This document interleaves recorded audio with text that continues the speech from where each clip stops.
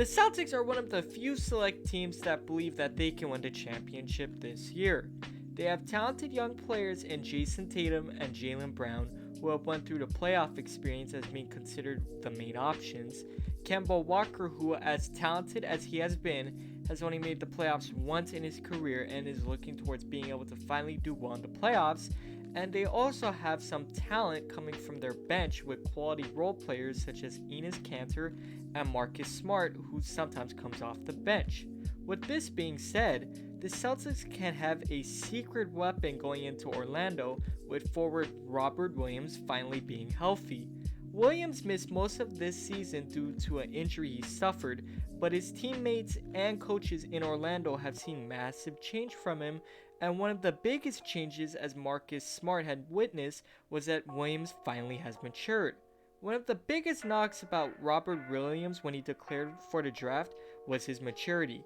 He had arguably top 10 talent, and with the potential to add a jumper to his crazy athleticism that he had, it made many people really surprised that Williams was still available for the Celtics at 27.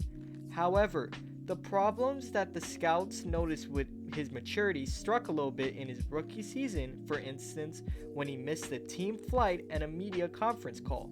But now, Marcus views it as if this break was able to help Robert both physically and mentally. As a result, this may be one of the few biggest wildcard impact players in the NBA.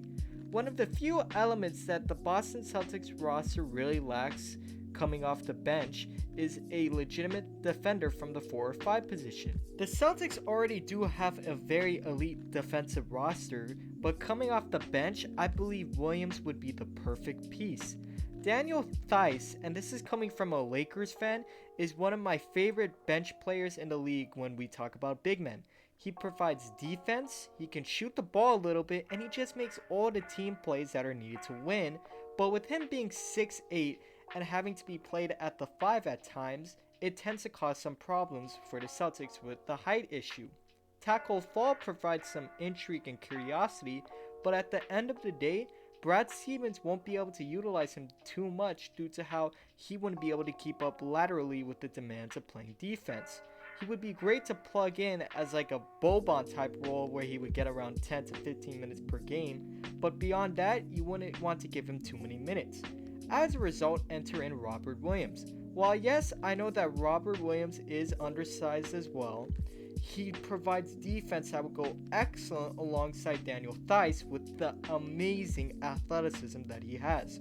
While Kanter has the height to be able to play at the 5 position and can space out the floor a little bit through like a mid-range jumper, his defense has been known to be notoriously bad, and because of this, Brad Stevens probably won't give Kanter too many minutes in the postseason.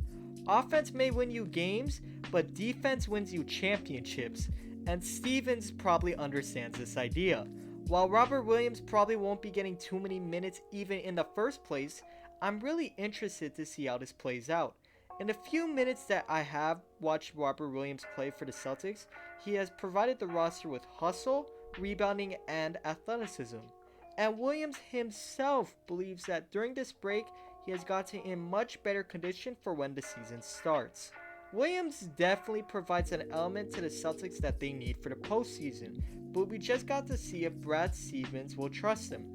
He hasn't played many games this year in the first place. Team chemistry is an important element to consider here too.